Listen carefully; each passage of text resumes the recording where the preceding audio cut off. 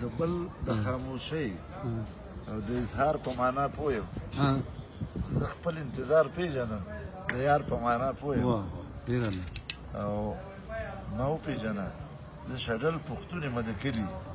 ساده به یم ډېر خو زه د ښار په معنا پوه یم او که ښه وي او که نه وي په سترګو کې یې وایه که ښه وي او که نه وي خو په سترګو کې یې وایه